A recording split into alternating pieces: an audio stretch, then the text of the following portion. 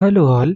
इस लेक्चर में हम लोग स्टार्ट कर रहे हैं the centre of mass system of two particle. तो दो पार्टिकल अगर हैं तो उनके सेंटर ऑफ मास की क्या प्रॉपर्टीज होगी। ठीक है, सपोज हमारे पास एक कोऑर्डिनेट सिस्टम है। ओके, तो this is suppose X Y Z तीन एक्सिस है, और यहाँ पे मान लेते हैं कि यहाँ पे एक हमारे पास पार्टिकल है, लेट्स से पार्टिकल ए का मास m1 है। लेट्स यहाँ पे दूसरा पार्टिकल है, पार्टिकल बी, इसका मास m2 है। और इस पार्टिकल ए का पोजीशन वेक्टर जो होगा मान लेते हैं r1, और इसका पोजीशन वेक्टर मान लेते हैं r2। और ये ओरिजिन हो गया। ठीक है? और मान लेते हैं कि इनका सेंटर ऑफ मास, क्योंकि अभी हमें पता नहीं है, तो हम मान लेते हैं कि यहाँ कहीं पे है। ठीक है, तो सेंटर ऑफ मास दोनों का हो गया। तो सेंटर ऑफ मास का कोऑर्डिनेट हो जाएगा, सेंटर ऑफ मास का कोऑर्डिनेट यानी पोजीशन वेक्टर। तो ये हो जाएगा wait just second, okay that's correct. तो दिस इज योर आरसीएम। ठीक है, तो आरसीएम आपको पता है क्या होता है। आरसीएम होता है m1 r1 प्लस m2, फिर दूसरे पार्टिकल का position vector divided by m1 plus m2। ठीक है, तो अब इसको हम डिटेल में स्टडी करते हैं कि हम लोग क्या करना चाह रहे हैं इसमें। तो हमारे पास है सबसे पहले, so that the center of mass lies between the line joining of two masses। Okay, इनका कहने का मतलब ये है कि सेंटर ऑफ मास जो लाई करेगा, ये एक मास हो गया, एक मास ये है ना, एक मास ए हो गया, एक बी हो गया। तो आपको प्रूफ करना है कि सेंटर ऑफ मास जो होगा वो इसी लाइन पे होगा, दोनों पॉइंट को जो ज्वाइन करेगा उसी लाइन पे होगा। ठीक है, एक तो ये, दूसरा सेंटर ऑफ मास के अबाउट पोजीशन वेक्टर, पहले पार्टिकल का r1 हो जाएगा। ठीक है, यानी ये वेक्टर दिया है r1 सेंटर ऑफ मास से पार्टिकल ए का वेक्टर। तो ये हो गया आपके पास r1, और सेंटर ऑफ मास के रिस्पेक्ट में दूसरे पार्टिकल का पोजीशन वेक्टर ये हो गया rc2। तो इन दोनों में एक रिलेशन होता है, यानी rc1 upon rc2 is equal to minus m2 upon m1। तो अगर आपने ये प्रूफ कर लिया, यानी हम लोग अगर ये प्रूफ कर लिए rc1 upon rc2 is equal to minus m2 upon m1, तो इसी से हमारा प्रूफ ये भी हो जाएगा कि जो सेंटर ऑफ मास होगा, यानी ये वाला जो था कि centre of mass lies between the line joining of two masses. तो दोनों मास को जो लाइन ज्वाइन करेगी उसी लाइन पे ही होगा। तो इसी इक्वेशन से ही प्रूफ हो जाएगा। तो सबसे पहले इसे देखते हैं कैसे प्रूफ करेंगे। हमारे पास RCM होता है m1 r1 plus m2 r2 upon m1 plus m2, simple. Okay, in triangle OAC check कर लेते हैं। OAC कहाँ है, ये है OAC, राइट। तो इसमें अगर हम देखें OAC में, तो वेक्टर आपको पता है कैसे ऐड होता है। वेक्टर कैसे ऐड होगा, सबसे पहले एक डायरेक्शन में चलो, तो इधर से गए तो RCM प्लस RC1, लेकिन अब ये रिवर्स डायरेक्शन में एरो आ गया इसका, राइट। तो इसलिए क्या हो जाएगा, R1 बराबर वेक्टर एडिशन से R1 बराबर RCM प्लस RC1।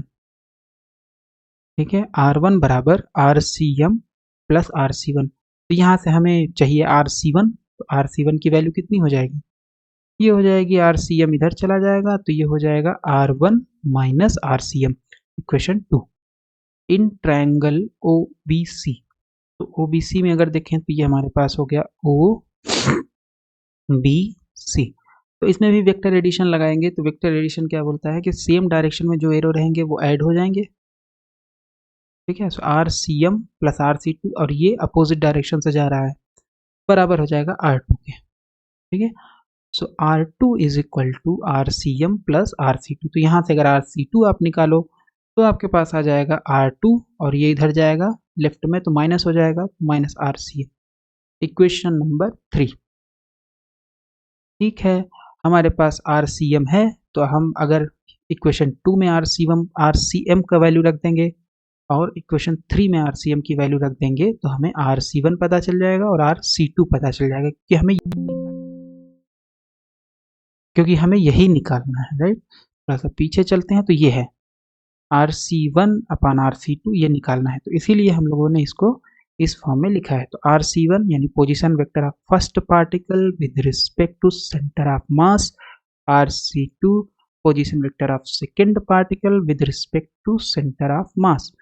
तो RCM इक्वेशन 1 से रखेंगे इक्वेशन 2 में, तो ये हो गया R1 माइनस RCM क्या हो जाएगा, ये इक्वेशन 1 से वैल्यू रखेंगे, M1R1 plus M2R2 upon M1 plus M2, solve कर लेंगे, LCM हो जाएगा M1 प्लस M2 और यहाँ M1 प्लस M2 से मल्टीप्लाई हो जाएगा।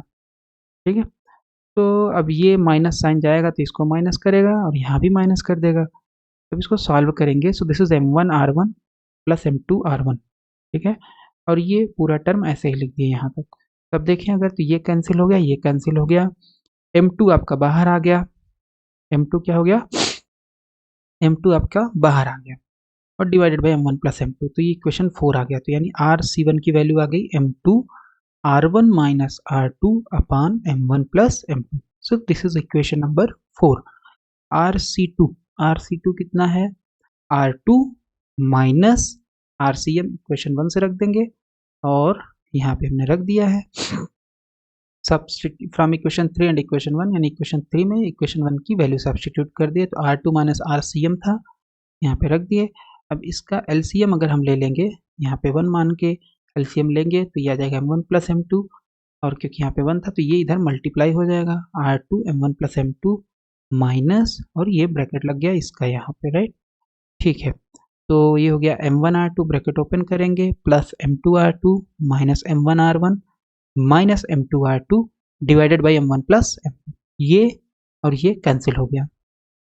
अब यहाँ पे हमारे पास कॉमन क्या आ जाएगा, M1 आ जाएगा, तो M1 upon M1 plus M2 R2 minus R1।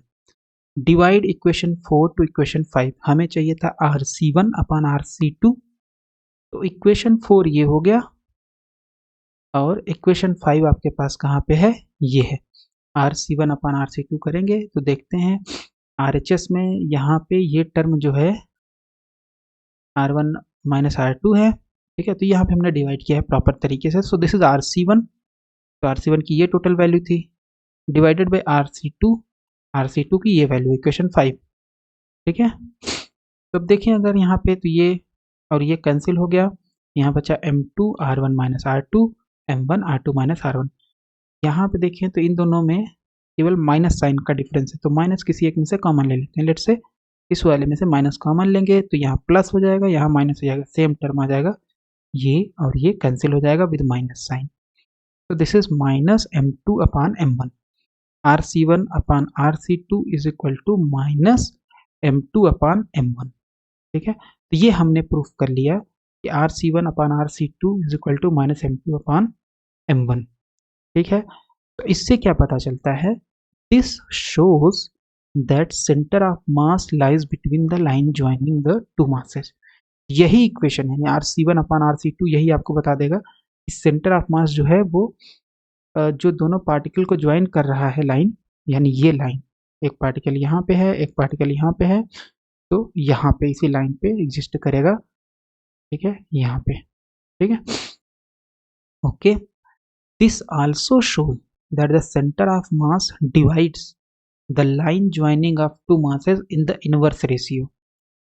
ठीक है, तो सेंटर ऑफ मास क्या करता है, जो लाइन ज्वाइन कर रहा है पार्टिकल को, ये पार्टिकल को जो लाइन ज्वाइन करेगा, इसको इनवर्स रेशियो में, इनवर्स रेशियो क्या मतलब है, पहले पार्टिकल का जो पोजीशन वेक्टर होगा with respect to centre of mass inversely proportional होगा मास, यानी पहले पार्टिकल का position vector with respect to centre of mass proportional to particle का इनवर्सली प्रोपोर्शनल टू पार्टिकल का मास, है ना।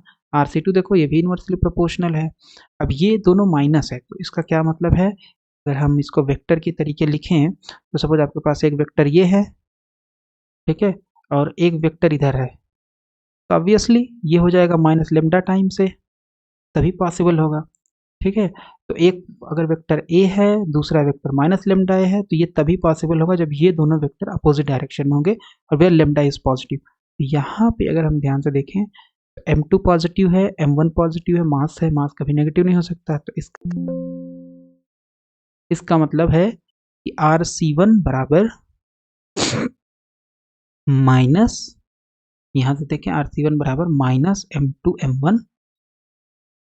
-M2M1 RC2। तो अगर इस वेक्टर से कंपेयर करें, इसका मतलब लेमडा जो आएगा वो आएगा M2M1, ठीक है। तो RC1 अगर इधर जाएगा तो RC2 इधर जाएगा, ठीक है।